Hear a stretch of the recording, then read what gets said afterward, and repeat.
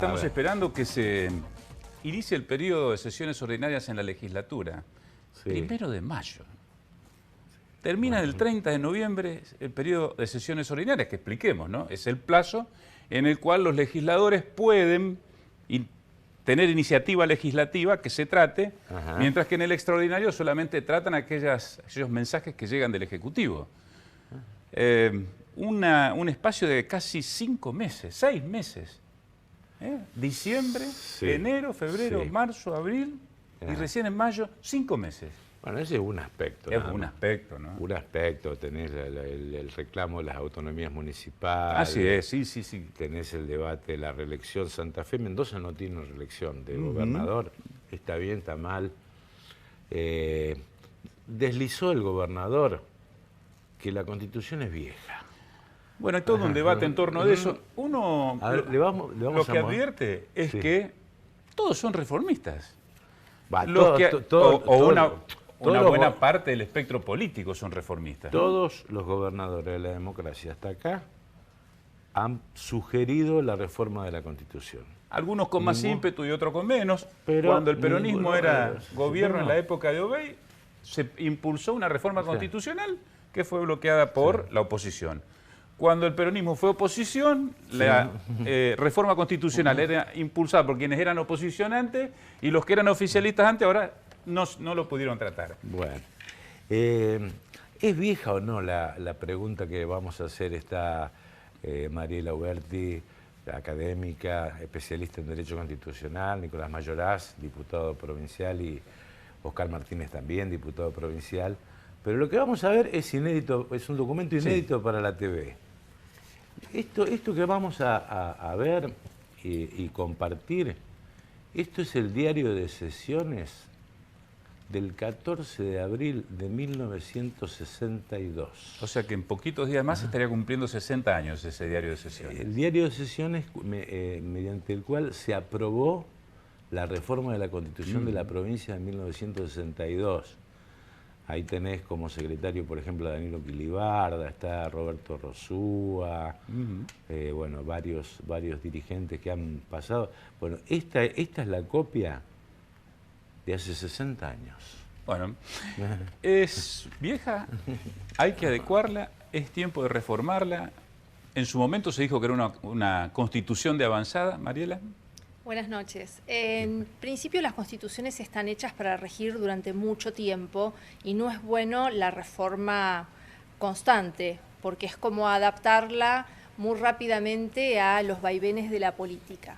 Lo cierto es que esta constitución, que como bien dice va a cumplir 60 años, fue hecha en un momento de la historia de la provincia de la historia de la provincia y del país bastante compleja. De hecho, la publicidad de esa constitución se hace a través del Diario del Litoral, porque justo en el momento en el que se estaba aprobando, bueno, había ciertas probabilidades de que la institucionalidad terminara, lo que de hecho ocurrió. Entonces, yo en mi casa tengo la publicación del diario enmarcada de la Constitución publicada y así se la dotó de vigencia y efectividad. Desde el 62 del siglo pasado hasta nuestros días, la sociedad cambió. Entonces, cuando la sociedad cambia y tiene otros requerimientos, la legislación debe acompañar esos requerimientos sociales. Como ustedes decían, ha habido muchos proyectos de reforma constitucional. Charlábamos antes que probablemente el óbice es este punto de la reelección o no del gobernador, que como bien decían, la provincia de Mendoza es la otra provincia que no lo tiene previsto.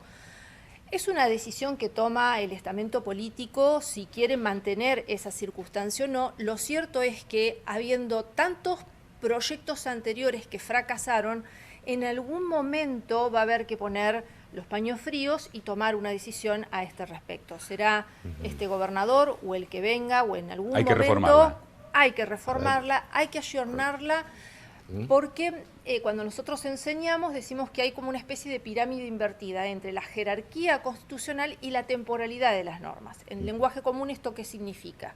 La norma más importante es la Constitución Nacional, es de 1994. La norma que le sigue en importancia es la Constitución de la provincia de Santa Fe del 62. Y por debajo, en la década del 30 del siglo pasado, la Ley de Municipios y Comunas. Entonces, esa relación desfasada entre la temporalidad y la supremacía de las normas hace que hoy en día los santafesinos, y desde hace muchísimo tiempo, sobre todo en la cotidianeidad de las ciudades, de las comunas, la vida quiere otro ritmo, que la Constitución en algunos casos lo estaría impidiendo o en cierta forma... Le quitaría dinámica, ¿no? Le quitaría esa dinámica. Por supuesto que esto no hay así como no hay consenso en la política, en la doctrina, tampoco, digamos, si lo escuchamos a Quilibarda va a decir, como todos los convencionales constituyentes, que la obra de la que participan no merece ninguna reforma. Pero sí hay temas, y yo al menos he leído los proyectos que se han presentado hasta el día de hoy, hay ciertos consensos en algunas cosas, como por ejemplo la laicidad de la provincia. Parecería un tema menor, pero no es menor en relación a que la vida de las ciudades es hoy sumamente dinámica. En otra cosa que hay consenso es también en no tocar este punto de la reforma o no, de habilitar la reforma del gobernador, y el otro punto es extender el periodo de las sesiones legislativas. Tienen muchísimos puntos los tres proyectos, pero digamos, marqué estos tres que eran en relación a lo que ustedes mencionaban. Nicolás, ¿hay que reformar la Constitución? Yo creo que es un buen momento. Parece que nunca es un buen momento para una reforma, pero todos son buenas instancias. Parece una paradoja, pero creo que el desafío está en lo que decía recién Mariela, es decir, las constituciones deben ser pensadas para que duren muchos años. Entonces, no podemos detenernos y poner como obstáculo la reelección o no del gobernador. Tenemos que pensar más bien en una constitución como una herramienta que le permita a la ciudadanía santafesina crecer, progresar, y pensando en este siglo y durar lo más que pueda.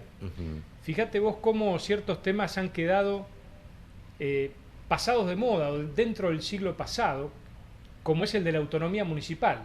Estamos discutiendo la autonomía municipal desde el siglo pasado. Del 94 en Santa Fe discutimos la autonomía municipal. Y hoy en realidad los desafíos ya son otros. La autonomía municipal está superada. Hoy son las áreas metropolitanas. Es cómo resolver una ciudad, su relación con su entorno.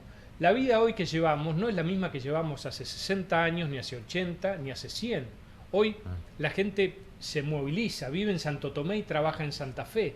Entonces, si uno no contempla las posibilidades dentro de la autonomía municipal, la posibilidad además de las áreas metropolitanas que le permitan a los municipios tener la posibilidad de concertar con sus vecinos, con sus municipios vecinos, el manejo del transporte público que tanto se reclama, la seguridad misma, el tema de la gestión de la basura. Es decir, son temas que uno dice son concretos, actuales, son la necesidad de la gente. Y pareciera que como hablamos de la reforma constitucional estuvimos hablando del sexo de los ángeles. Ahora, no, la reforma la pregunta, constitucional está esos ahora. temas, ¿no? ¿Tienen que ser regulados por la Constitución o pueden ser salvados por una ley? Bien, yo creo que deben ser enunciados en la Constitución. La autonomía municipal, por supuesto, tiene que tener un enunciamiento amplio, pero a la vez concreto de qué es lo que entendemos por autonomía municipal, de manera tal que después los municipios, a través de una ley que lo regule, establezca cómo se van a dictar las cartas orgánicas de cada municipio. Ciertas temáticas que a lo mejor decimos la competencia de la provincia, delegarla de modo expreso en los municipios. Todo eso tiene que discutirlo la ley de reforma y la misma convención reformadora. Pero lo que voy es lo siguiente, temas por ejemplo como la seguridad, que hoy tanto le reclamamos, los vecinos aquí el primero que reclaman, al intendente. Y el intendente hoy por hoy, con el diseño constitucional que tenemos, está prácticamente atado de manos. Esto no es deslindar responsabilidad ni quitar la responsabilidad al intendente municipal, que las tiene y muchas, pero sí decir, con la autonomía municipal le podemos dotar al intendente de la posibilidad de regular y de conducir la policía y de esa manera tener un control sobre la seguridad. Es un tema claro. Oscar, ¿hay que cambiar la Constitución? ¿Qué te parece? Sí, claro. Nosotros la verdad que siempre hemos sido reformistas, incluso dentro del amplio espectro del justicialismo. En algún momento cuando el socialismo lo planteaba éramos observados porque justamente planteamos la necesidad de acompañar. El justicialismo también impulsó la reforma durante sus gobiernos y me parece que es justamente la necesidad de diálogo que exige la ciudadanía para no solamente ocuparnos de lo urgente, sino también de lo importante, ¿no?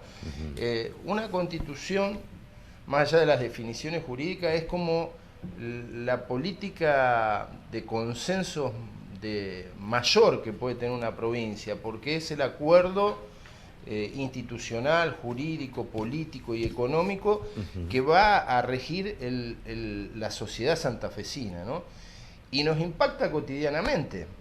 Nos impacta, ustedes dicen bien clarito, ¿no? Es decir, en este momento de descrédito de los ámbitos legislativos, más allá incluso del enorme diálogo que en la Cámara de Diputados se lleva adelante, bueno, hay cuestiones que tienen que ver con ese descrédito que deberían discutirse, ¿no? El tema de los fueros, el tema de la extensión de los plazos de sesiones ordinarias. Desde el 31 de octubre. Ah, me equivoqué. Claro, pero se prorroga para dar mayor... Estamos en 6 meses. Bueno, entonces 6 meses funciona y 6 meses no. El tema de los municipios... A ver un par de cuestiones puntuales. 1 o 2 cámaras. No, 2 cámaras. Bueno, el que defiende el federalismo... No, claro. Pregunto yo, porque incluso llegó Martín Redrado en los últimos días a llegar a decir que hay que eliminar las legislaturas provinciales, hay que dividir. Yo creo que en una provincia como Santa Fe, con la extensión que tiene, con la diferencia que tiene de la distribución poblacional en el territorio, 2 cámaras es necesario para tener una representación adecuada y equilibrada. Y además hay un estudio hecho, ya tiene un par de años, que muestra un análisis económico de los sistemas unicamerales, como es el de Tucumán, por ejemplo, donde puntualmente recuerdo porque analizaba donde no hay una reducción concreta y efectiva del gasto público por el solo hecho de reducir. Entonces hay una especie de así como de fantasía de que si son menos se gasta menos. Lamentablemente no. No, en Tucumán se gasta el triple, por ejemplo, pero... Quiero volver al tema del impacto que tiene en la vida del ciudadano, ¿no? Pero si nosotros, por ejemplo, estamos atravesados por el problema de la inseguridad, el intendente de Rosario lo ha manifestado, establecer una policía municipal. La Constitución no se lo permite. Uno de los temas que está, digamos, en discusión es la elección de los jueces y el funcionamiento de la justicia. Bueno, nosotros tenemos un Consejo de Magistratura que está organizado, o la selección de los jueces por decreto. Bueno, el tema, por ejemplo, de los presidentes de comuna. Los presidentes de comuna se son sientan elegidos y están en cada campaña. 2 años. Entonces, se sientan y están en nosotros campaña. decimos, queremos federalismo, pero a las municipalidades le damos 4 años, se puede planificar. No establecemos la posibilidad de que los municipios se agrupen a través de regiones o de regiones metropolitanas.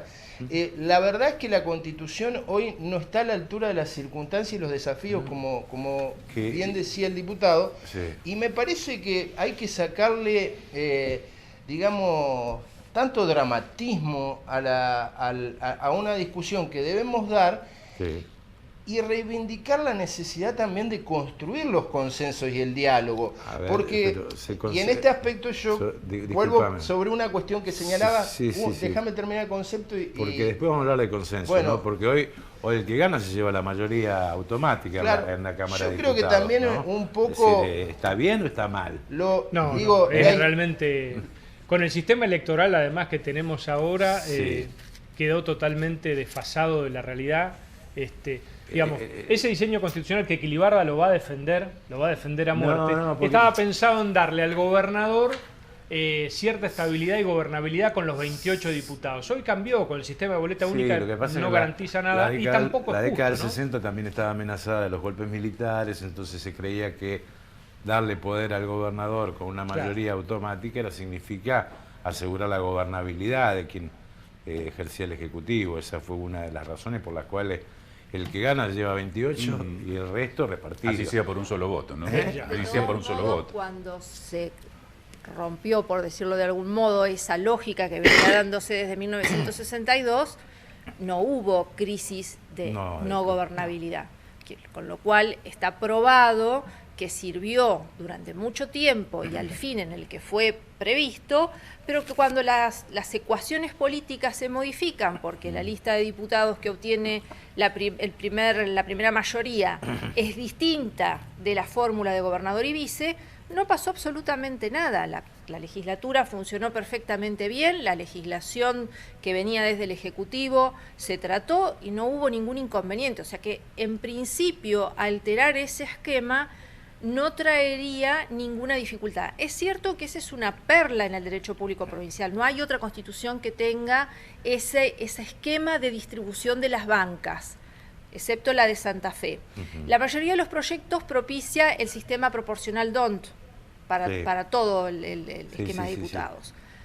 Yo acotaría en el tema de la bicameralidad, que al menos en lo que yo recuerdo hubo un solo proyecto que creo que fue de Wiener en la discusión, no sé si llegó a la legislatura, pero sí en la discusión planteando la unicameralidad. Y fue absolutamente repelido por la sociedad política, porque está muy acendrado en nuestra costumbre la bicameralidad como un ejercicio de fuerzas entre lo que es la representación territorial que tiene el senador y el peso que tiene el senador en su departamento, y por otro lado la lógica relación que existe entre mayorías y minorías con ese sistema realmente novedoso para su momento de 28 para la mayoría por un sistema electoral y 22 distribuidos por otro sistema electoral. Recién hablaba Mariela de este tema. La pregunta, ¿hay que establecer límites a la reelección esencialmente de los legisladores, de los intendentes, de los presidentes comunales? ¿El gobernador? El gobernador no está, no puede ser reelecto. ¿El gobernador es un límite o no? ¿O puede? Hablo yo que no estoy apegada a la política como ellos. No, pero... En el mundo existen diferentes formas de establecer. Sí. Hay sistemas como el de Santa Fe Mendoza, sistemas como el de Estados Unidos, que a nivel presidencial es una única reelección y nunca más. Después se va a la casa. Es verdad, después se va a la casa, aquí sí. No estaríamos muy acostumbrados a eso. Sí. Y sistemas como en el orden federal de sí. Una reelección, un periodo y una posibilidad de otro mandato que se vuelve a computar como único. Vamos, no hay, en tema de, digo, por el Poder Ejecutivo Provincial, cualquiera de los sistemas que se adopte, si hay consenso, puede tener validación. Yo sí sería, y lo dije en su oportunidad cuando hubo otra consulta por otros proyectos, que limitaría los mandatos, no solo de los intendentes, limitaría los mandatos de los legisladores. ¿A cuántos periodos? No sé, podemos discutirlo, 3, 4, pero hay que poner un coto, porque eso significa quedarnos en la vieja política donde la renovación de la dirigencia era mucho más lenta de lo que es hoy en día. Hoy hay mucha gente joven, si miramos nuestros diputados, vamos a darnos cuenta de que hay mucha gente joven participando del arco político. Entonces, y no así en el Senado. Y no así en el Senado. Entonces, ponerle un límite a la reelección también significa que uno no hace de eso una carrera, una profesión, un oficio, y permite la renovación de los cuadros. Pero tiene que ver con la vida institucional de los partidos políticos. Pero es claro que la Constitución puede poner esos límites y esas reglas. Hay una anécdota en la reforma del 94, Alberto Natale era un férreo opositor a la reelección, y dijo, reelección, uno elige un gobernador, el primer año tiene que estudiar qué es lo que pasa en su provincia, ¿no? El segundo, hacer los planes y lo que va a hacer en el tercero. Y el tercero ya entrar en campaña para el próximo periodo, ¿no? O sea, cómo también eliminamos el vicio de la permanente situación electoral, ¿no? Que me parece que también es una cuestión que le interesa a la gente. Bueno, yo te diría que el sistema institucional de Santa Fe plantea elecciones de legisladores y gobernador cada 4 años. Sí. Situación que no sucede en otros ámbitos, pero me parece que tal vez el tema más conflictivo ha sido el tema de la reelección, y creo que ha sido... La reelección del gobernador. Claro, y ha sido el elemento que ha llevado al bloqueo de la reforma. Y vos decías muy bien, es decir, ¿hay que reformar la Constitución o se puede hacer por ley estos avances institucionales? Seguramente hay constitucionalistas que piensan en un sentido o en otro. El tema es los consensos, porque también es cierto que los sectores de la oposición cualquiera sea la oposición en el tiempo oportuno, a veces tienen como reacciones histéricas. Y lo digo porque también el justicialismo ha transitado por ese camino, no con el ánimo de señalar a nadie. Porque, bueno, si no estamos dispuestos a reformar la Constitución, avancemos sobre esas leyes que permiten, por ejemplo, que los jóvenes de 16 años voten, que permiten que haya autonomía, que tengamos un Consejo de la Magistratura por ley, que podamos incorporar a través de un marco legislativo un Ministerio Público, y si no, reformemos la Constitución. Pero no lo demoremos, porque siempre las urgencias van demorando los temas importantes. Más en esta provincia, que fue la primer provincia que tuvo constitución de toda la Argentina. El estatuto de 1819 del Brigadier López fue la primer constitución de toda Latinoamérica que tuvo un Estado provincial y que fue cuna del federalismo argentino. Entonces nos merecemos reformar la Constitución. Nicolás dijo hace un ratito que es la oportunidad, ¿no? Porque también tenés que votar la oportunidad, la urgencia, la necesidad y la urgencia para reformar la Constitución. Es decir, ¿esto se puede hacer en un año electoral como el año que viene? Yo creo que... mezclar el cambio de gobierno con la Constitución, ¿es conveniente o no? En el proyecto que nosotros estamos presentando, en primer lugar, contemplamos la reelección del gobernador con un límite de una única reelección y también de los legisladores, como dice ella, también de los intendentes. Con el límite de una reelección. En el caso de los legisladores podemos poner una más, ponemos en realidad hasta 4, y los presidentes de comuna también, porque, a ver, hay que leer también cómo se ve la realidad histórica. Hay comunas donde no es fácil ese recambio que todos queremos y nos parece tan bueno para la democracia. Hay comunas donde la gente está muy contenta con el presidente comunal que tiene y lo vota por el 60 o 70%. Entonces poner un límite, a lo mejor cuando la realidad y la idiosincrasia de los pueblos es que son conservadores y mantienen siempre los mismos gobernantes, no estaría bien ponerle límite y mandarlo a su casa cuando el pueblo lo decide o lo viene decidiendo de una manera como lo vamos viendo históricamente. En cuanto a la oportunidad, yo creo que nosotros somos una fuerza minoritaria, nuestro bloque de familia somos 3. Creemos que esta es la oportunidad, y lo podemos decir porque no estamos con la especulación política de que apoyamos al gobernador o tenemos temor como oposición de que el gobernador quiera postularse en función de la vigencia de la futura nueva Constitución. Lo que sí nos parece, respondiendo a tu pregunta, es que debería hacerse en un año no electoral. Es decir, hacerse para que la gente lo que resuelva y vote tenga que ver con la Constitución. Nos queda medio año. Nos queda medio año, sí. Nos queda medio y además reconozco que la gente va a decir, no tenemos otro problema que encima nos van a llamar a votar esto. Sí. El problema, el temor que yo tengo, o lo que veo como inconveniente, es que si lo mezclas con una elección de gobernador y presidencial, como la que podemos tener el año que viene, queda confundido el concepto de la idea de qué es lo que queremos reformar o la idea de cuál es lo que lleva a cada fuerza política como proyecto de reforma constitucional. Chile puede ser el modelo de ¿no? De elegir una convención reformadora, no digo en la modalidad de cómo fueron electos los convencionales constituyentes, sino en donde había una convención sesionando cuando hubo elecciones y cambió su presidente. Sí, somos culturalmente distintos con nuestros vecinos. Y no es un dato pequeño para ver cómo ellos deciden esa reforma, que además tiene una participación plural, étnica, de género. Tiene algunas vicisitudes que yo hoy, si tuviera que pensar aquí, diría no estamos en las mismas condiciones. Pero además tiene la particularidad de que cambia sustancialmente la forma del Estado. Chile era hasta que se apruebe la convención un Estado unitario con ciertas y determinadas características.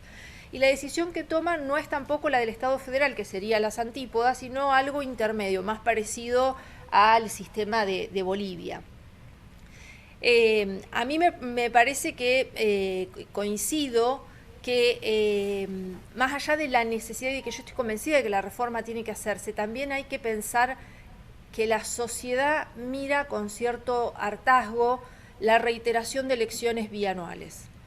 Entonces, eso es un elemento que hay que tenerlo en cuenta cuando se decide en qué momento se plantea una reforma constitucional. Lo lógico sería que no fuera en el año electoral. Esa sería la lógica. Es cierto que estamos ahora en este momento y no hay margen de tiempo, pero sería bueno que no fuera en un año electoral. Así como la Constitución de Entre Ríos tiene previsto que para cuando alguno de los municipios decida dictar su carta orgánica tiene que hacerlo en un año no electoral, digo decida porque hasta ahora, desde el 2008, ninguna de las ciudades dictó su carta. Me parece que esa es una solución que le va a permitir, coincido con el diputado, que le va a permitir a la gente pensar, más allá que la elección es elección de convencionales, no es ni pensar los temas, pero digo, la gente tiene que participar, porque una democracia solo es una democracia real y viva si la gente está comprometida con lo que la clase dirigente propone para hacer. Si no, es un diálogo de sordos. Muchas gracias por habernos acompañado. Muchas gracias. Muchas gracias. Muchas gracias. Establecemos aquí la primera pausa. ¿Habrá o no habrá reforma constitucional, o por lo menos una ley que declare necesaria la reforma constitucional? ¿Será este año? ¿Será el próximo? ¿O no será?